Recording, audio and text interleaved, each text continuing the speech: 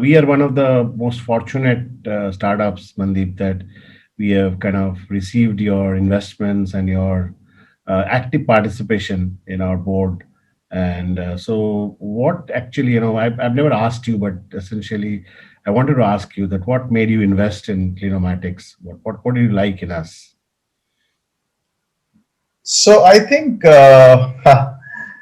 see, clearly it's the founding team. The fact that I met Abra and I had a chance to meet you even face to face, had a full an hour and a half, 2 hour conversation, other than multiple conversations that we had over the pitch deck in terms of what the idea is, how is this idea going to scale, is this fundable or not. I think all of that, and then meeting Vishy on the call, I thought this is a team that really uh, can scale and can scale it very well. We just have to figure out the right steps and the right sequence of how to put those steps.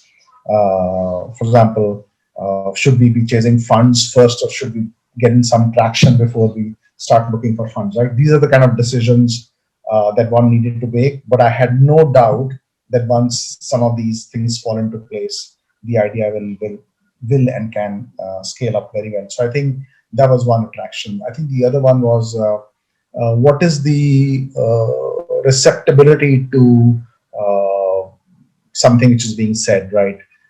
Is Abra capturing the feedback that Abra is getting from various investor groups, right? And is he incorporating that in his steer for the company, or in how he's negotiating and tying contracts? I saw a live example of that, right? Where something that I've said in our previous conversation, the next time you came to talk about the funding for Cleanomatics, that had already been done, right? So that was a big check in the box for me.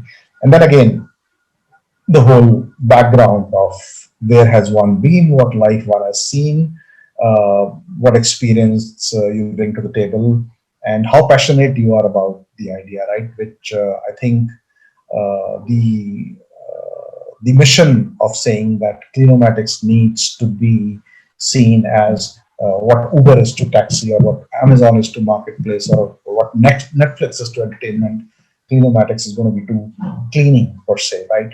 Various aspects of that. I think that mission, that passion, I think it was a easy decision to make. Just some nuts and bolts had to be kind of adjusted here and there, but the overall picture, even 3 months ago, seemed to have come very well together in my head. And I think that was a reason to have gone ahead to not just invest, but also be an advisor with you, and make sure that I can contribute to my utmost in the success of Pneumatics. Thanks. I think that that's really fortunate, and and it reinforces the belief in what we are doing. Now, Mandeep, there is a definitely the mainline press or the mainline media have not been too. I don't think they really do justice to the needs of the startup ecosystem in terms of, yeah, they do highlight big funding news like Zomato raising funds and valuated, the valuation reaching some couple of $1 billion, or Swiggy raising and then hitting the $5 billion mark. So those kind of news are definitely reported. But then, I mean, those are like not only unicorns; those are like very mature startups. But startups do have a need of the press or the media or the PR to be able to reach their story to people and catch their imagination. So in that respect, what role do you think that the press or the media focus on startup should play actively? What's your view on that?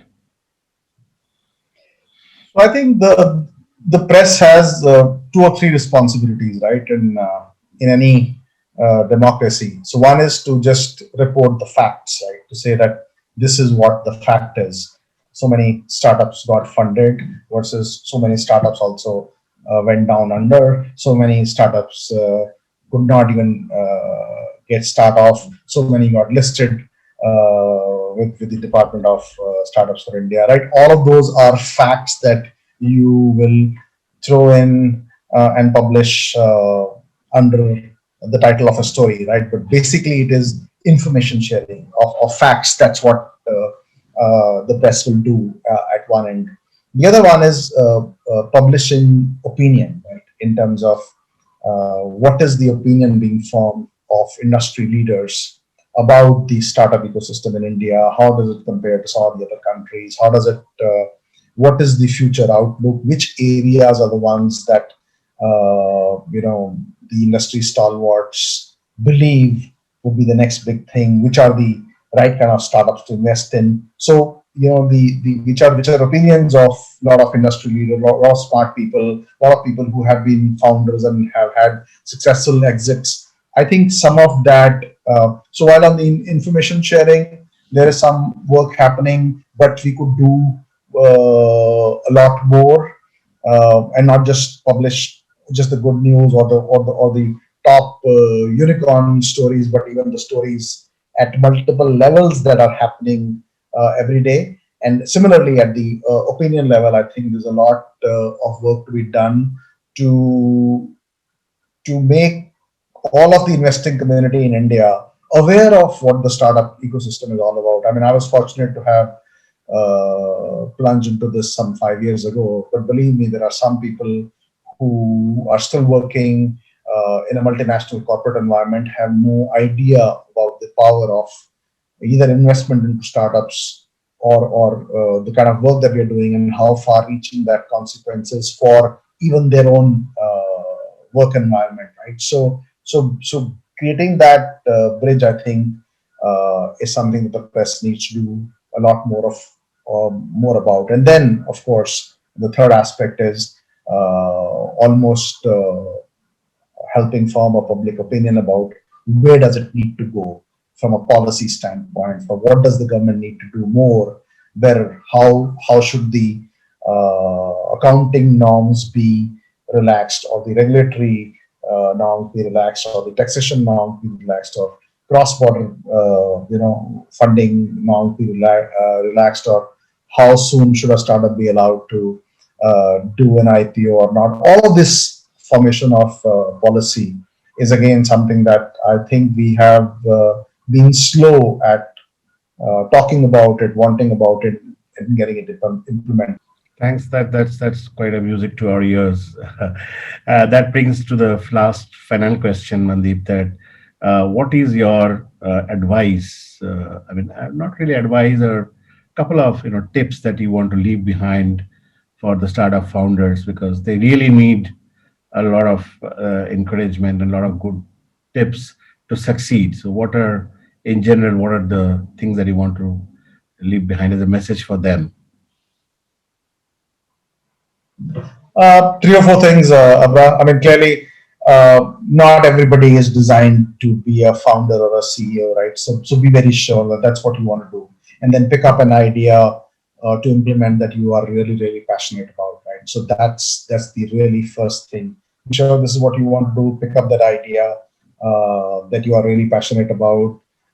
Do not get distracted or disillusioned by the first and the second and the third micro VC or VC who says no to your idea. You have to keep at it, but also not, and like I already said, that this is a good time to get equity investments. If you already knocked on all the doors, and it looks and people are telling you that it's not an investable idea, then maybe it is not. Right? If today somebody tells you that after having knocked 20 doors, maybe it is not. So be very clear.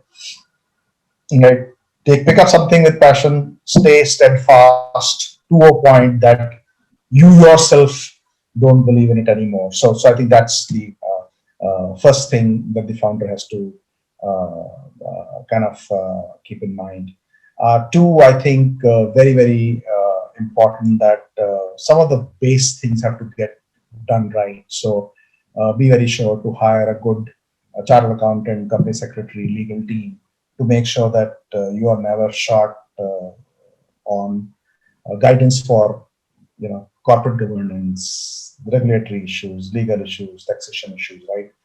Some of these things can later on come in and bite you if you are not careful, right?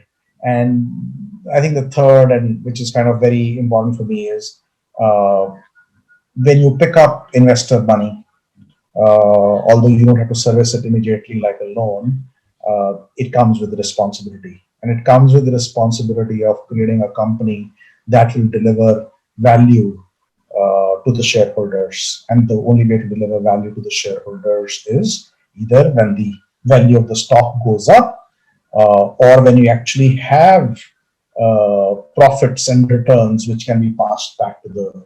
Thanks, Mandeep. I think that was really, really good and open-hearted chat with you, and one more round of gratitude from us, from Clinomatics, from Chalgenius, and on behalf of Gurvinder, I wanted to pass on to you. And I think it's a lovely time spent, and thanks for taking out a valuable time on a Sunday and spending with us. I think it will really become useful for the entire community. And thanks very much. Take care and stay safe. Thanks, Abra. Thanks for the opportunity. Bye. Cheers.